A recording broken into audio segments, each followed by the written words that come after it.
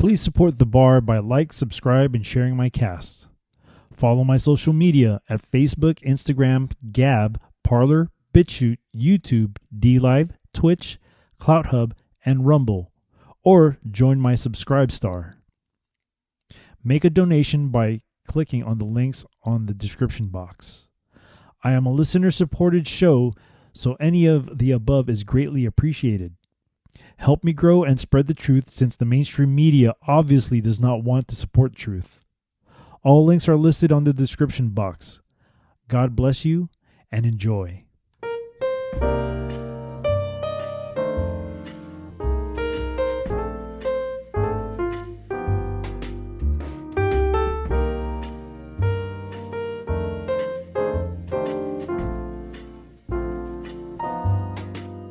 Welcome to the Speak Uneasy, a safe space where cancel culture does not exist, because we are in a different prohibition era.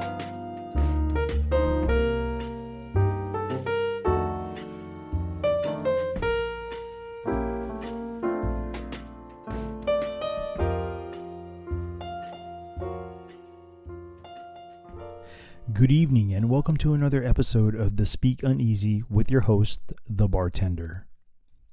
So tonight's random read is going to come off of the book of Micah, chapter 1, verses 1 through 9, Judgment on Samaria and Jerusalem. The word of the Lord that came to Micah, the Morasathite, in the days of Jotham, Ahaz, and Hezekiah, kings of Judah, which he saw concerning Samaria and Jerusalem. Hear, all ye people, hearken, O earth, and all that therein is, and let the Lord God be witness against you, the Lord from his holy temple. For behold, the Lord cometh forth out of his place, and will come down, and tread upon the high places of the earth. And the mountains shall be molten under him, and the valley shall be cleft as wax before the fire, and as the waters that are poured down a steep place.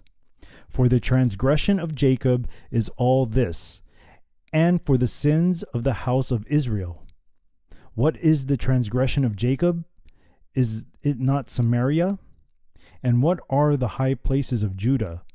Are they not Jerusalem? Therefore I will make Samaria as an heap of the field, and as plantings of a vineyard. And I will pour down the stones thereof into the valley, and I will discover the foundations thereof. And all the graven images thereof shall be beaten to pieces, and all the hires thereof shall be burnt with the fire, and all the idols thereof will I lay desolate. For gathered it of the hire and an harlot, and they shall return to the hire of an harlot. Therefore I will wail and howl. I will go stripped and naked. I will make a wailing like the dragons, and mourning as the owls. For her wound is incurable, for it is come unto Judah. He is come unto the gate of my people, even to Jerusalem. Wow. Once again, the random read came from the book of Micah, chapter 1, verses 1 through 9, Judgment on Samaria and Jerusalem. Now my take. Okay.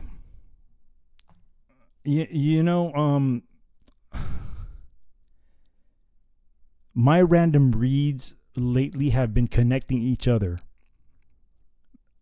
Obviously, these are warnings. And to reiterate about yesterday's read, my random read yesterday came from the book of Psalms, chapter 7, a plea for protection from enemies. And now we're here with the book of Micah, Judgment on Samaria and Jerusalem, chapter 1. I don't know about you guys, but this is phenomenal. I'm giving messages, right? This is random. Preparation. That's all I'm going to say. Preparation. Prepare. Repent and prepare. Because it's going to be a very hard ride to come. We're going to face really challenging times. Really challenging times. It's going to either make you or break you. This is when your true faith of God is tested. So hold on. Buckle up, guys. Buckle up. That's all I got to say. Because we are going to be in for some kind of something. Oh boy. So, on to the next. My goodness. On to the next thing. Cocktail of the night. In dedication to my stepfather, as he showed up to my live stream yesterday and said that he likes tequila sunrises, well, that's what we're going to be making today. But we're going to make it with a little bit of a twist here.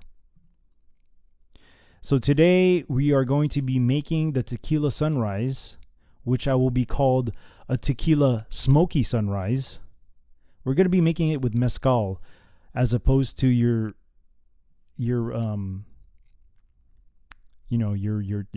So we'll just call it a mezcal sunrise. A mezcal sunrise.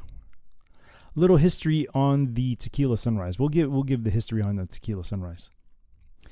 And I found this from liquor.com, written by Amy Zavato, published on May 13th of 2019. The history and the secrets of the tequila sunrise. If you ask around, the general barfly consensus on the invention of the tequila sunrise settles hazily on into the 1970s, that decade when Glenn Fry and Don Henley, the Eagles, strum and sang about drinking at dawn and lost love. Or depending on the year, your cultural consciousness kicked in. Maybe you tie its garnish grenadine hue to the audacious 80s and the eponymous flick starring Mel Gibson, Michael Pfeiffer, and Kurt Russell. Or maybe you've never given it much thought at all.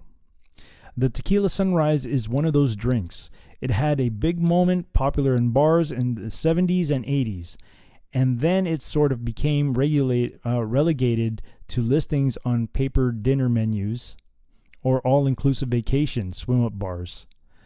Like the color of a smog-fueled sunset, its origins are indeed on the murky side.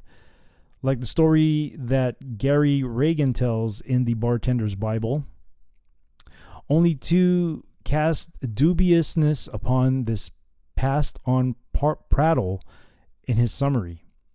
Word has it that the drink was concocted by a befuddled bartender in San Francisco who had stayed at the bar drinking with a few friends until the boss walked in around 9 a.m. Yes, it sounds pretty unlikely to me, too. All signs point to the cocktail's potential concocting in post-revolution Mexico. While Prohibition strangled American cocktail culture, those wanting to indulge in drinks and drinking games went elsewhere. One such spot was Hotel Agua Caliente, where its casino and racetrack, as well as its proximity to California border with Mexico, made it a popular trek for Americans thirsting for more than iced tea. The Encyclopedia of American Food and Drink cites the conclusion drawn by Marion Gorman and Felipe P. de Alba in the 1976 Out of Prime tome, The Tequila Book. The cocktail came together as a popular keep the party drinking going at dawn, perhaps.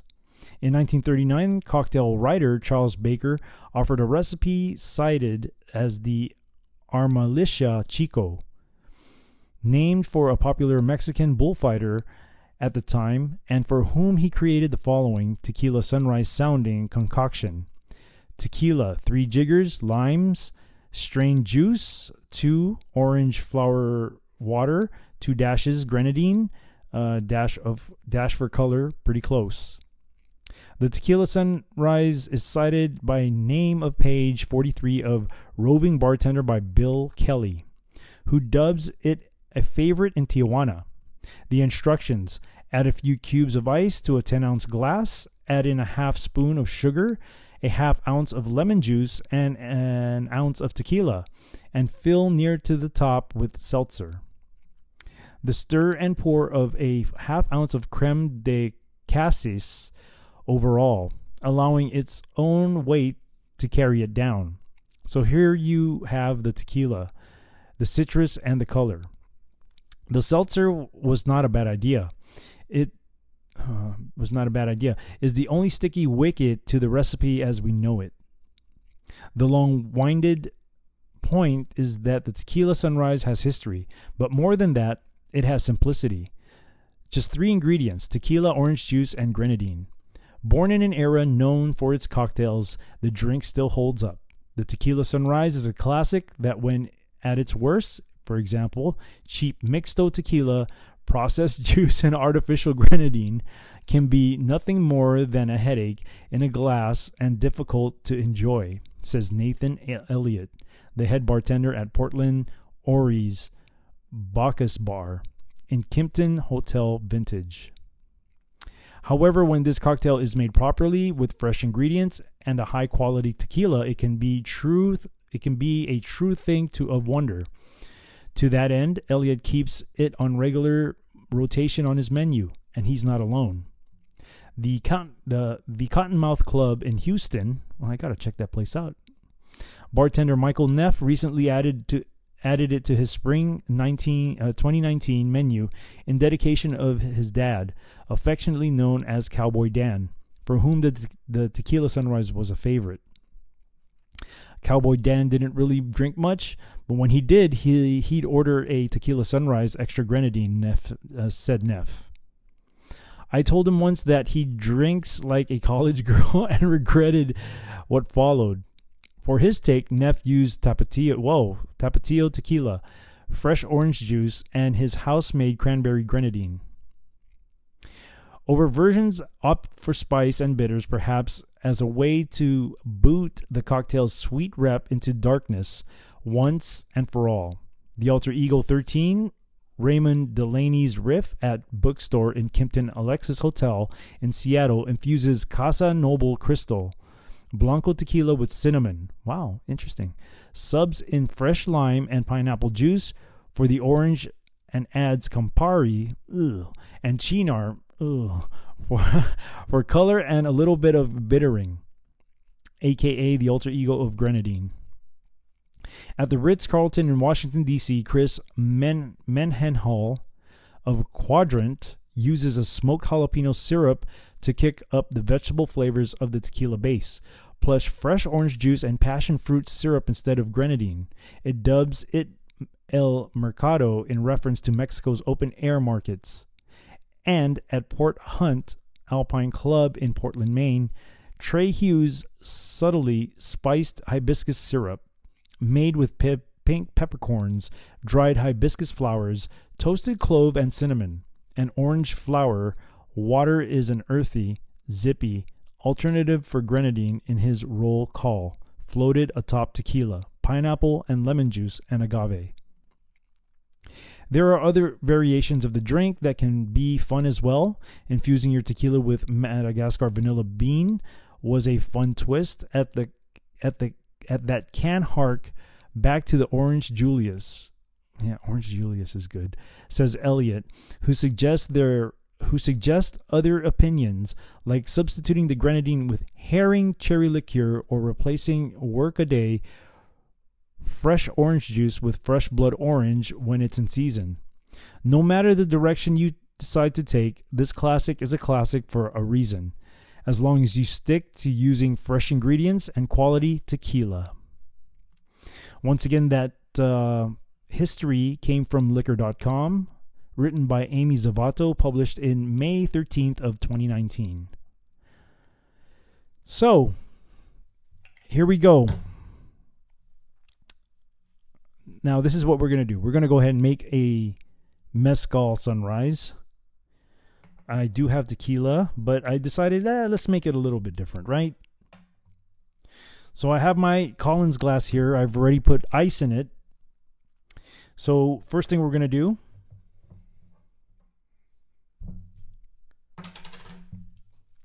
is we're going to put 2 ounces of not agave, but mezcal.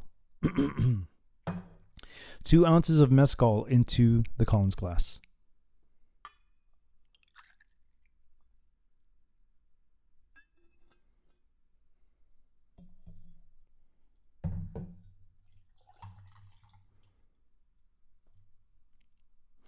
And as I stated before, I am not a fan at all of tequila. The bad spirits come, and hopefully they don't come today. Hopefully. I am praying that the bad spirits do not come today, because I do not need I do not need the bad spirits coming on today. Next, we're going to take fresh squeezed orange juice, and I used Cara Cara oranges for my orange juice. And we're going to put 4 ounces of Cara Cara orange juice into the Collins glass. 2 ounces.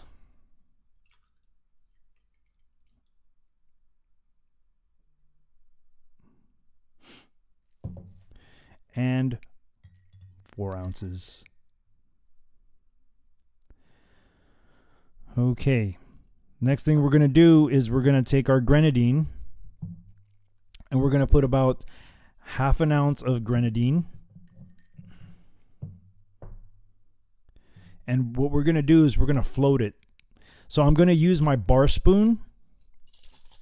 I'm going to use my bar spoon to float it on top of the backside of my bar spoon to give that the floating look of the color, to make it like it's floating within the drink. It makes it look beautiful, pretty much. So I'll take the back of my bar spoon here and slowly float my grenadine.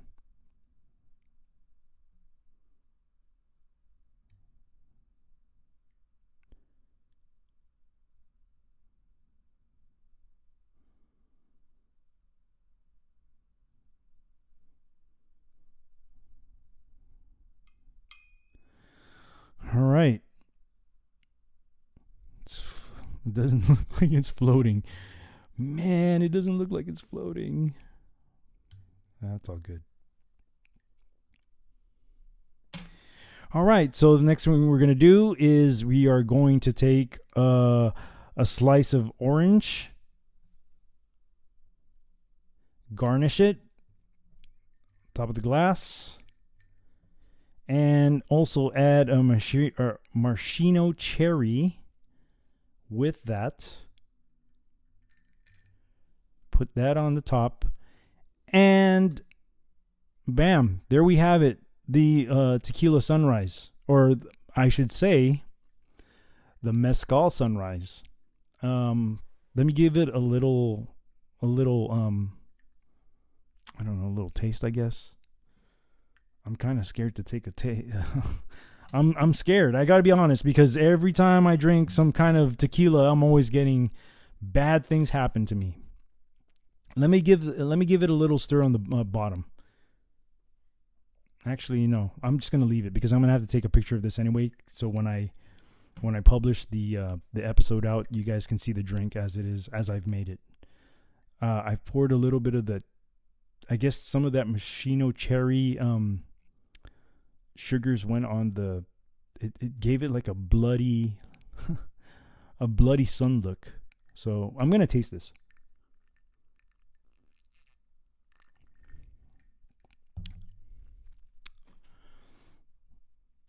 Okay, that's not that bad. You can taste the mezcal. It gives it. Okay, so since I use mezcal, it's a little bit on the smokier side. Yes, I do taste the agave, the tequila, or whatever you want to call it.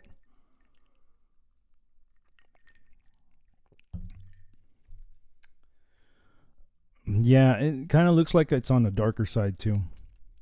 But anyhow, I present to you the Mezcal Sunrise. Salute. And on to the show. So today we're going to review a couple articles here that I found. The first article of which comes from the economiccollapseblog.com.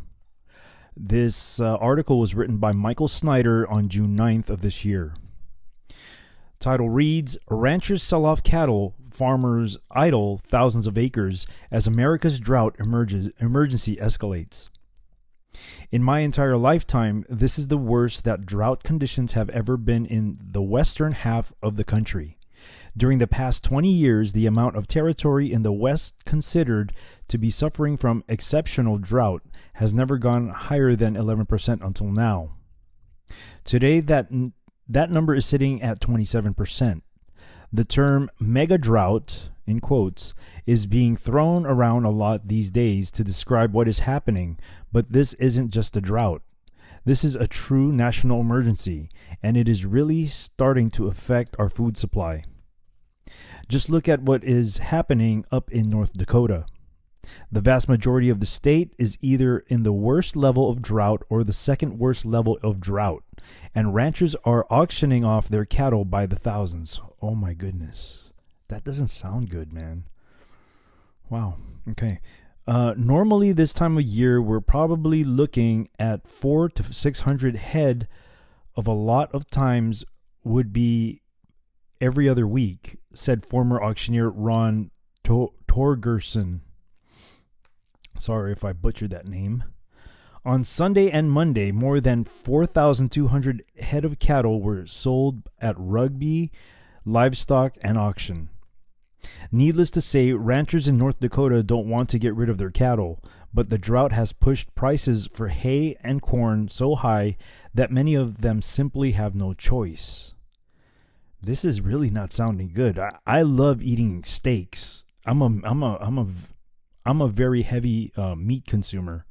So this is not sounding good, and this probably explains why a lot of the meat prices have been going up.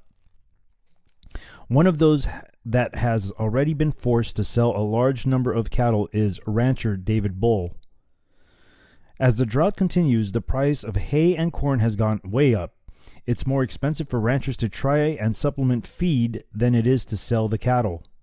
Bull has already sold 200 of his head in the last month. Man. I really want to say something, but let me finish this. Let me finish it, because if I continue to interrupt this stuff like I am doing right now, I'm never going to get through this article. I really am not. Everybody is in the same situation. They're going to have to sell probably 25 to 50% of them because there's nowhere to go with them, just got no food to feed them, Bull said. As cattle herds shrink all over the western half of the country, this is going to push beef prices significantly higher than they are right now. And in many areas, they are already at ridiculous levels. Yes, I agree, because I see that. I see it's...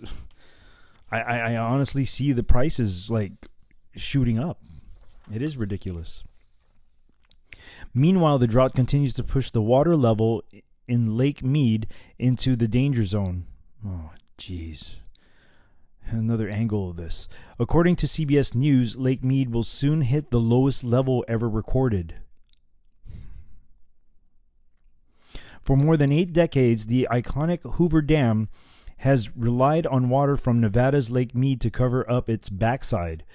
But now, at age 85, it finds itself uncomfortably exposed. Much of the water the dam is supposed to be holding back is gone.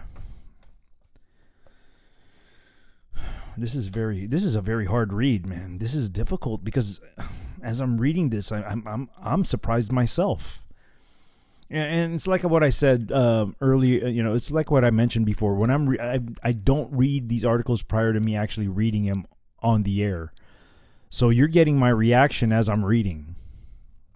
This is like a different world, said Pat Mulroy, the former head of the Southern Nevada Water Authority. She told CBS News senior national and environmental correspondent Ben Tracy that Lake Mead, the nation's largest reservoir, is on track to soon hit its lowest level ever recorded. Since the year 2000, the water level in Lake Mead has declined by a whopping 30 feet. Dude, that's a lot. That is a lot. That's huge. And it is currently at just 37% of capacity. Dude, it's less than 50%. Oh, man, this is not looking good, man. This is really not looking good. The dam's hydropower output has already been reduced by about 25%, and once the water level gets low enough, it will stop producing electricity completely. In addition, many farmers that rely on water from Lake Mead are facing a very uncertain future at this point. For the first time ever, the federal government is expected to declare a water shortage on the lower Colorado River late this summer. That will force automatic cuts to the water supply for Nevada and Arizona starting in 2022. Wow. This is scary. This is scary. Homeowners have high priority and at first won't feel the pain as badly as farmers, right? Because because farmers, they have to feed their cattle and they have to water their crops. So of course the farmers are going to feel this first. Man. Whoa. I'm not even done with this article yet, and my mind is already blown. I mean, anyways, I'll continue reading. Dan Thielander is a second-generation family farmer in Arizona's Pinal County. The water to grow his corn and alfalfa fields comes from Lake Mead. If we do not have irrigation water, we can't farm, he said. Right, because that's like the basic of farming, water. So next year we are going to get about 25% less water? Means we're going to have to follow or not plant 25% of our land. Dude. Unless something changes, Thielander and other farmers in the region could potentially have all water cut off in 2023. Mind you guys that 2021 is almost done. We're halfway there. We're halfway through with the year, which gives us about, in their estimates, give us about a year and a half to go. This is just 2 years away. It's less than 2 years away, to be honest. Of course, there are many farmers in California that have already informed that they will not be getting any water allocated to them at all here in 2021. It is being projected that farmers in the state will not grow anything on 500,000 acres this year. And that is really bad news because California grows more than a third of our vegetables and 2/3 of our fruits and nuts. Wow. You know what? I am so glad I moved out of California when I did. Oh my goodness. This is really not sounding good at all. This is really bad news. I didn't realize how bad this was going to be. This is serious stuff. Along with wildfire risks, we'll see because those wildfires are kind of questionable how they start. Short water supply is putting immense pressure on the state's agricultural industry, which grows over a third of the country's vegetables and supplies 2/3 of the fruits and nuts in the U.S. Already farmers are culling crops and fallowing fields in anticipation of water shortages. Karen Ross, California's Food and Agriculture Secretary, told the California Chamber of Commerce that she expected 500,000 acres would have to sit idle this year. Wow. if you guys live in California, and it's time to get out. It really is. I'm not even done reading this, and my mind is taken away. So what are we going to do if this mega drought persists several more years and agricultural production in California is dramatically reduced for an extended period of time? I am sure that some wise guy will post a comment after this article about importing fruits and vegetables from South America, but South America is experiencing a historic drought too. In fact, at this moment, Brazil is experiencing the worst drought in nearly a century, and scientists are anticipating that it will not end anytime soon. Needless to say, the drought that we are witnessing are setting the stage for many of the things that I have been warning about, and the future of agricultural production in the Western Hemisphere is looking quite bleak for the foreseeable future. In the short term, this crisis is going to result in substantially higher prices at the grocery store. I know that grocery prices have already risen to painful levels. Yes, they have. They definitely have. But the truth is that food prices will never be as low as they are right now. So I am encouraging everyone to stock up while they still can. Lord, please. Oh, Lord, please. As I have said many times, we really struggle to feed everyone in this world during the best of the years. And 2021 is definitely not one of the best of years.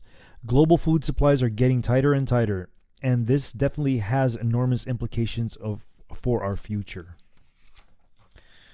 Once again, this article came from the economiccollapseblog.com, written by Michael Snyder, published on June 9th of this year. My take on this.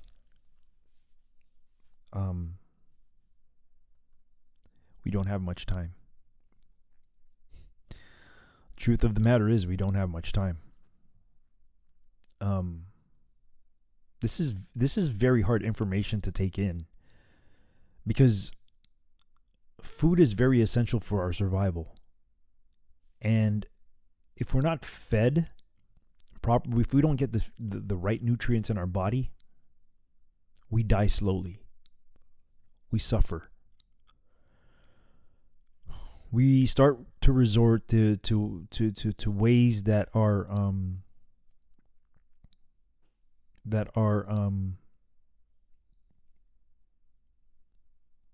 what's the word I'm looking for? They're unbiblical. I mean, not unbiblical, but they're ungodly. We resort to ways of survival by doing ungodly things. One of them being cannibalism.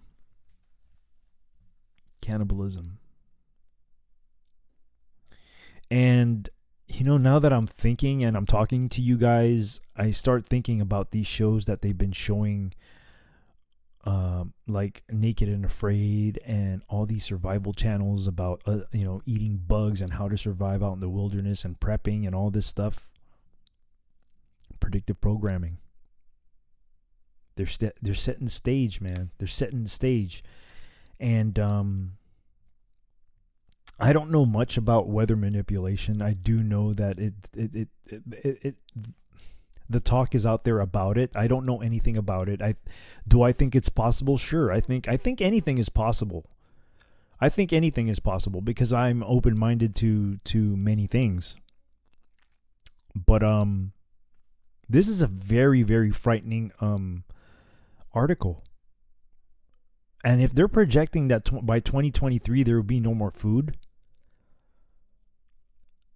this is, I don't know. I really don't know what to say.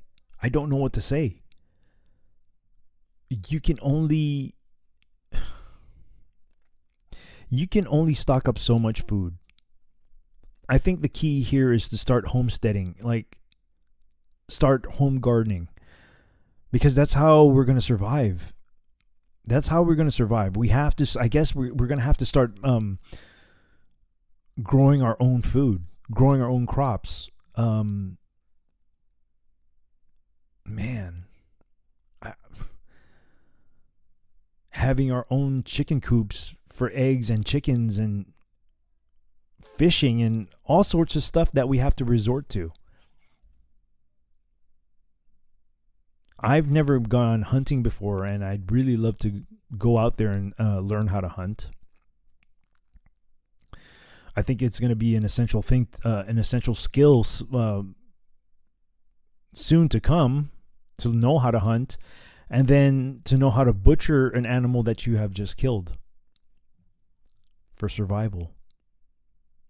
Because I don't want to be one of those people to have to resort to digging in trash cans and eating bugs. No, I want to learn how to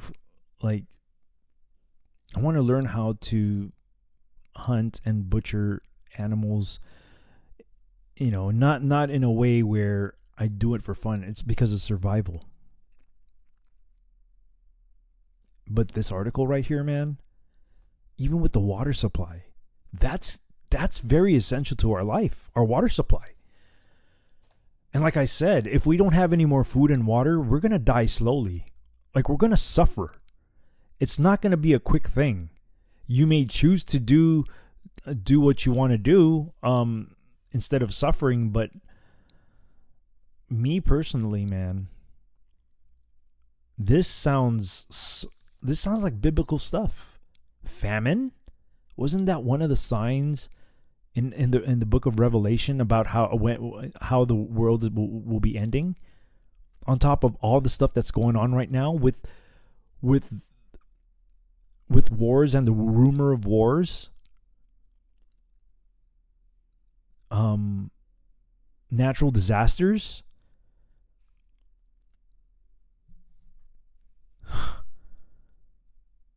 I don't know what to say about this. This is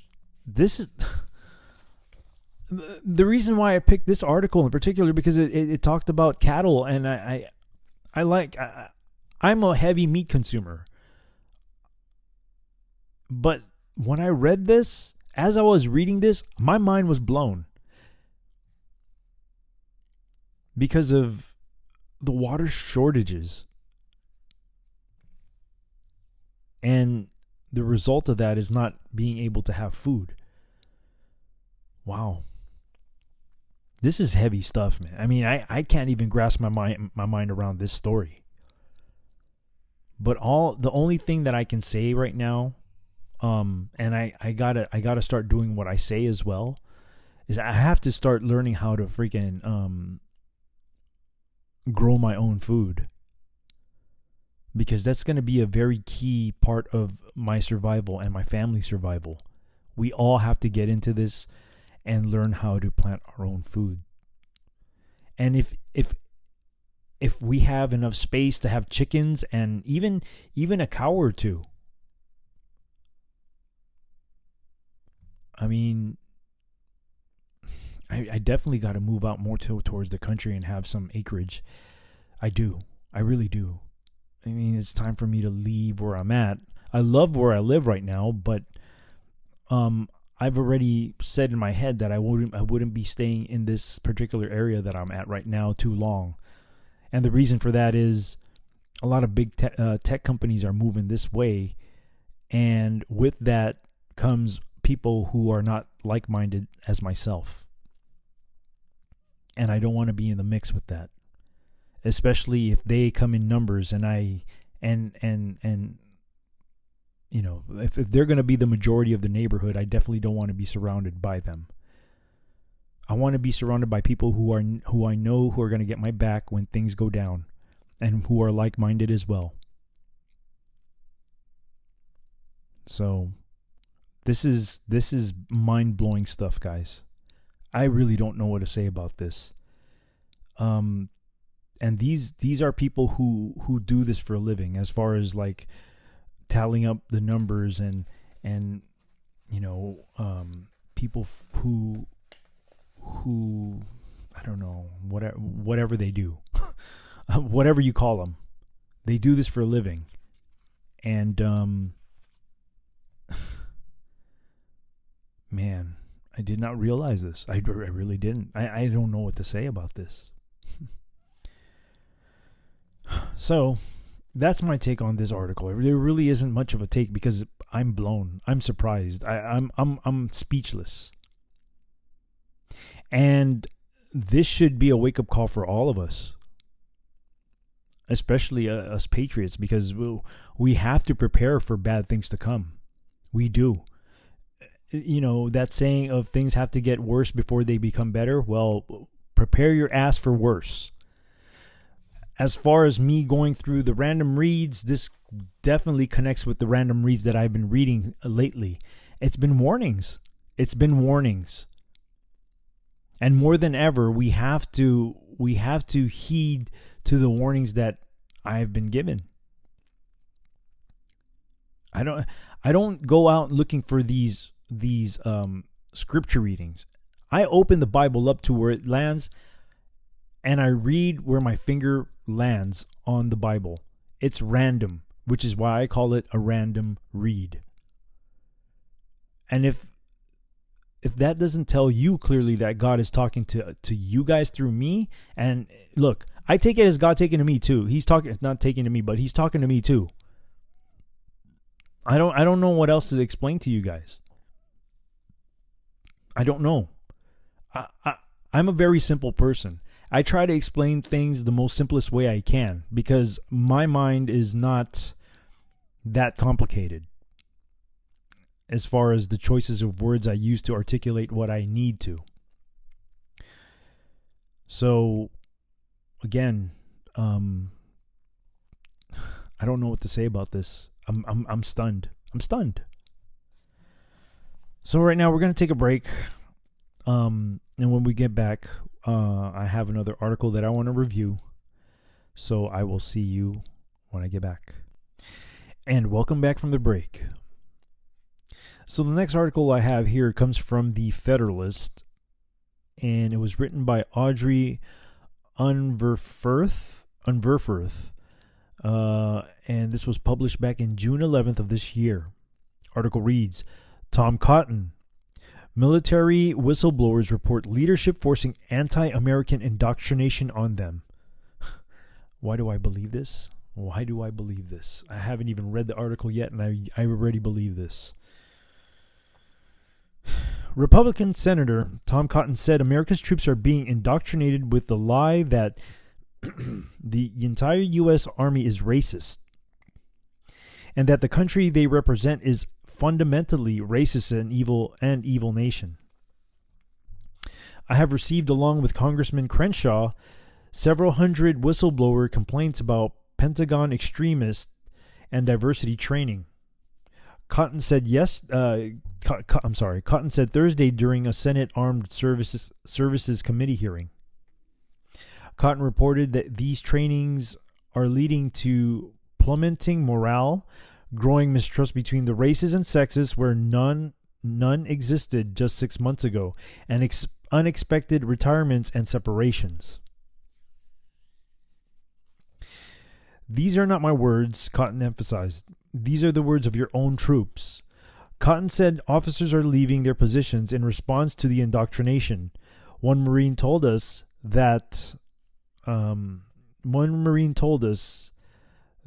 military history training session was replaced with mandatory training on police brutality, white privilege, and systemic racism. He reported that several officers are now leaving his unit, citing that training. Wow. Let me continue. He continued to provide additional examples of military-promoted racism. Another service member told us that their unit was required to read White Fragility by Robin DiAngelo, which claims, and this is a quote, white people raised in Western society are conditioned into a white supremacist worldview. A member of the Special Operations community has told us that they are being instructed that, quote, the U.S. Special Operations community is racist. Such stories are just the tip of the iceberg. Cotton told the story of one airman who said his unit was forced to participate in a racist exercise called a privilege walk. What the fuck is a privilege walk? Where members of the wing were ordered to separate themselves by race and gender in order to stratify people based on their perceived privilege. What the shaking my head while I'm reading this.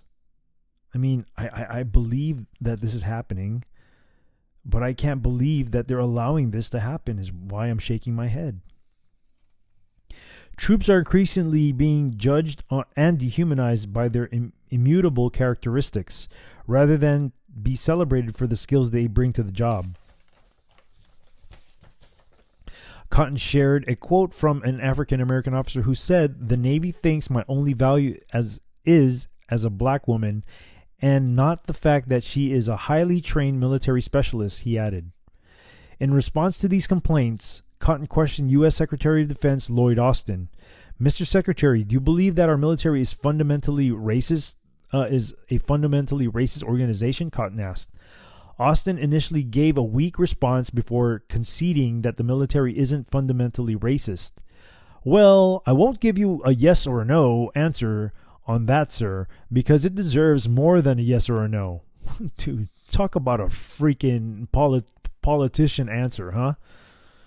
"The military, like any organization, will have its challenges, but I do not believe that it is a fundamentally racist organization." What a piece of you-know-what. When asked whether any member of the military should be treated differently based on their skin color and sex, Austin repeated this former statement. "Again, this question deserves more than a yes or a no answer," he argued. What a... Ooh, gosh, this is... Cotton repeated his question, at which point the confused Austin appeared to change his mind. "It is a very simple question. Should a member of the organization you lead be treated differently in violation of the Constitution, I would add, based on their sex or the color of their skin?" Cotton asked. No, I do not believe that," Austin responded, "and that is why we have diversity, equity, and inclusion focus in the military." Dude, get the fuck out of here, man. Get the fuck out of here with that shit. These words have been so divisive with America. And I'm sorry to have cuss, but it blows my mind. If you can't see that the enemy is destroying us from within, I don't know what to tell you. Because people like this destroy the country from within. They're freaking termites, man. Cotton reminded Austin that the military for decades has been one of the institutions in society where you are most likely to get ahead based on your own performance and your own merit, irrespective of the color of your skin or where you came from or who your parents were. Austin seemingly agreed. Both men view the military as a forum for diverse people to thrive. However, Cotton emphasized that the reports about racist, anti-American indoctrination currently coming from hundreds of whistleblowers are in direct conflict with this vision. And he submitted a longer list of whistleblower complaints for review. Cotton later tweeted that there is no place for toxic critical race theory in our military. And I totally agree with that, because that is just some mumbo-jumbo, made-up bullshit, boogeyman, to destroy this country from within. Has this country gone through a history of ugly things? Fuck yeah, it has. And, you know, I can't stop. I have to cuss because I'm very upset at this shit. I see this happening in my own eyes too.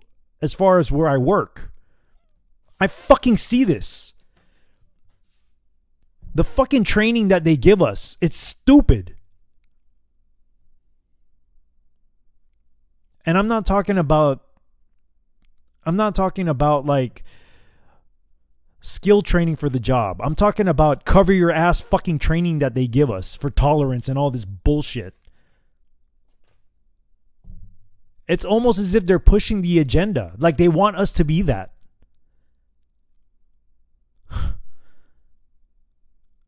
They're wanting us to be a bunch of fucking weak people where we cannot stand up for this country anymore. That's what I see. And having to read this and then watching that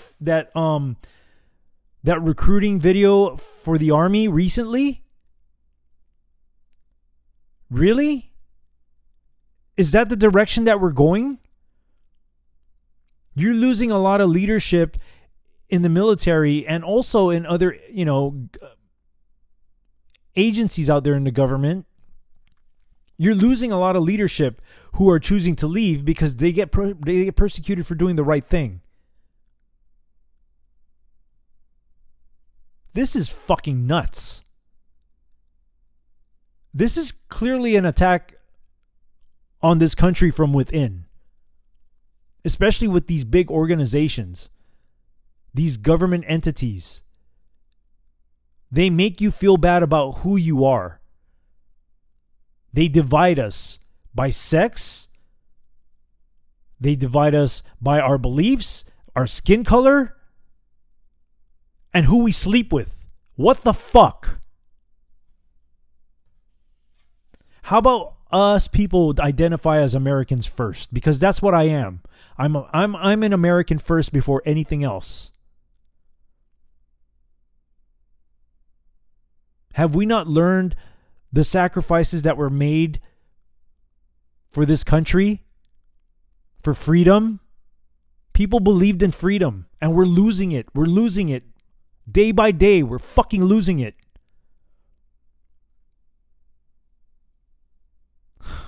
I don't know what else to say. Because I honestly, I see this happening. I see this fucking happening. They're forcing fucking kids to learn shit like this. Why do we even have to bring up shit like this? Why? Especially kids. They don't see color. They see each other as how they're treating each other. That's how they become friends. Is how they treat each other. If they have fun with each other. Yeah, initially, physically we may look different, yes. But that goes away right away, that part just, you get blinded to that once kids get to know each other. It's the company of the kids from each other that they cherish the most, not by the color of their skin and all that BS. This is fucking nuts, man. This is nuts. I went from losing food in about a fucking year and a half from now to our fucking military and other government agencies being pussified because of these fucking training courses that they have to that they indoctrinate us with. And like I said, I'm not talking about on-the-job training. I'm talking about some cover-your-ass shit from the actual organizations, agencies, for tolerance and all this bullshit. How about you guys tolerate America? How about you guys tolerate that?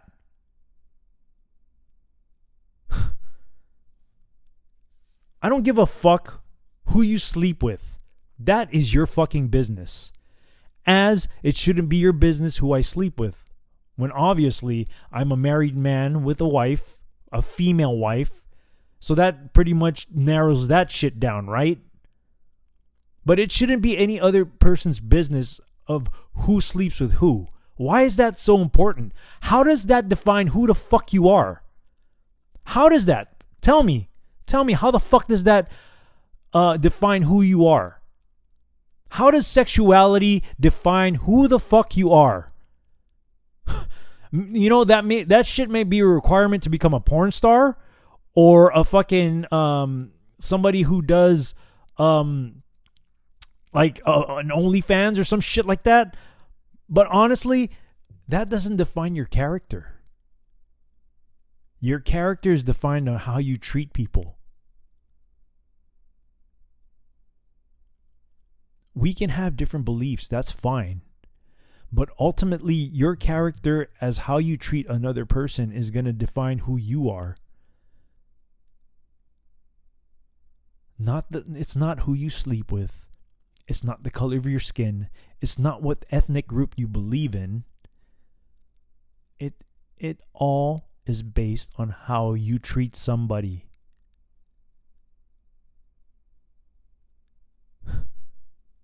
When are we gonna get this through our heads? I mean, I understand that. I understand that judging somebody by their character, I understand that. And I know a lot of people a lot of patriots believe the same thing too. And they're purposely doing this. They want to destroy this country from within. Unfortunately, a lot of people are going to fall for this shit. A lot. A lot of people are going to fall for this. And it's a shame. And the reason why they're going to fall for this is because they don't have God in their life. God is the light bearer, man. He's the way that you see things. And it's your fault if you can't see it, man. You're choosing not to see what's going on here. It's very clear. It's clear.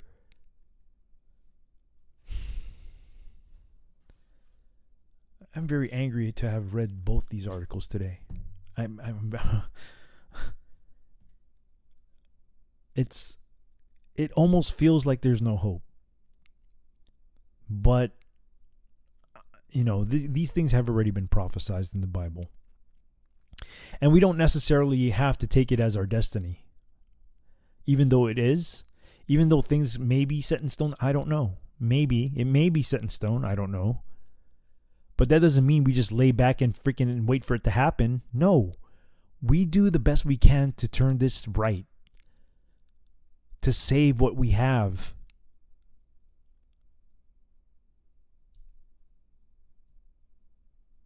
We have a chance here.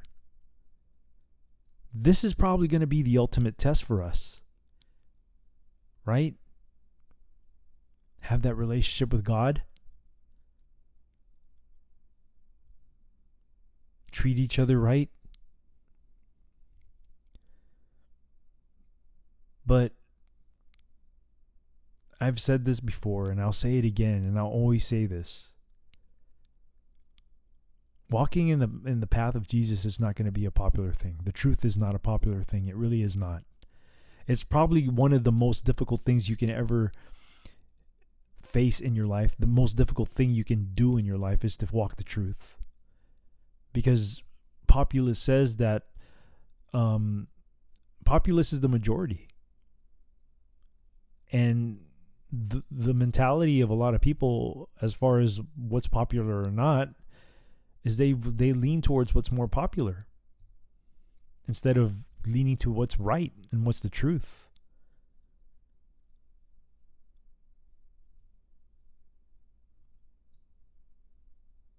But I'm going to keep on walking this road. I am. I think there's a bigger picture here when I continue to walk this road. And I know there's not a good majority of us that will walk this road. And even there will be some people out there who start off walking this road, but when they see that the road becomes very difficult, they're going to jump ship. That's going to happen. Not a lot of people have the tenacity and fortitude to go through what Jesus went through.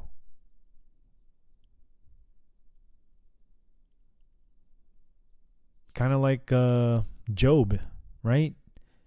God took away, he everything was taken away from this man, but he still walked in the path of the light. He still walked in the truth.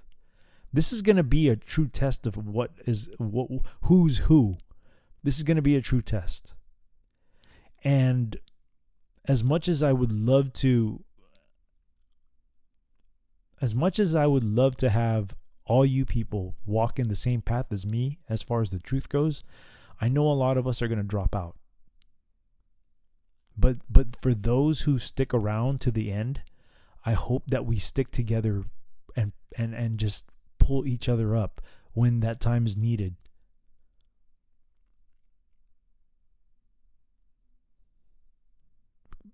There is a reason why we've all connected here as Patriots, is because when that time comes, that's when we need each other the most. We need to pull each other up.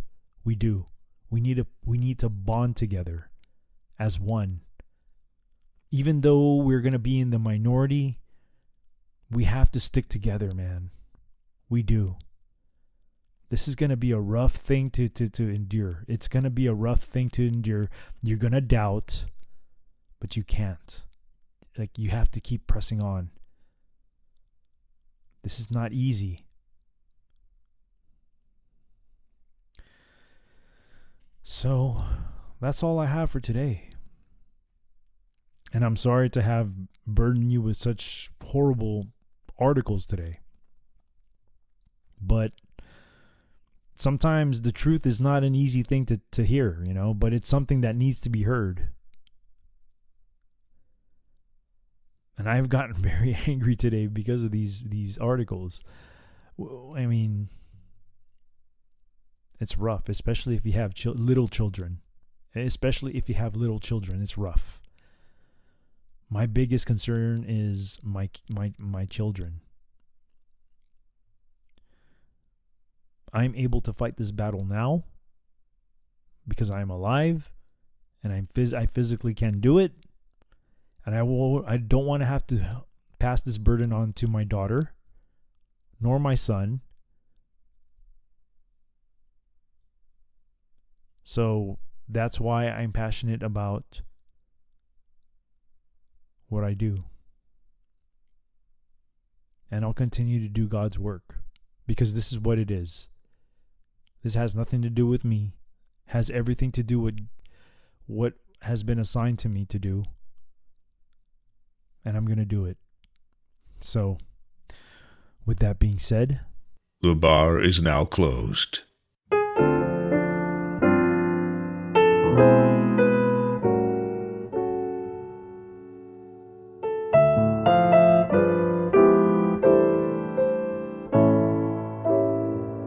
I can't help but wonder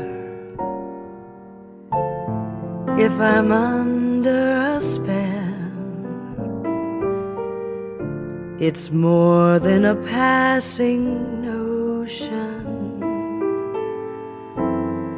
I've never fallen with such devotion. I can't help but wonder if it's only a dream. Am I naive or can I believe that things are really as they seem? Can anyone explain how to understand what's true? I know I just can't tame it. Whenever I'm with you, I can't help but wonder if you wonder about me. 'Cause lately I can't help but wonder how wonderful this might be.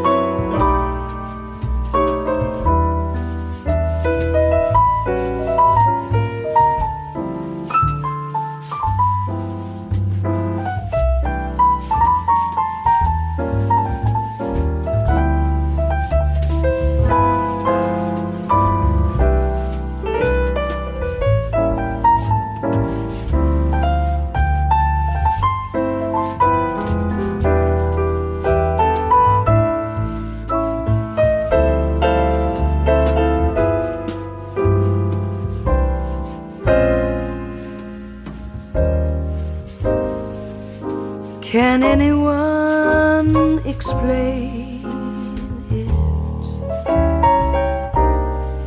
How to understand what's true?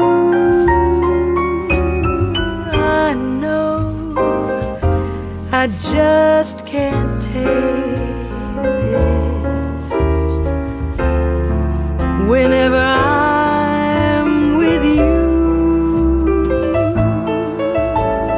I can't help but wonder if you wonder about me.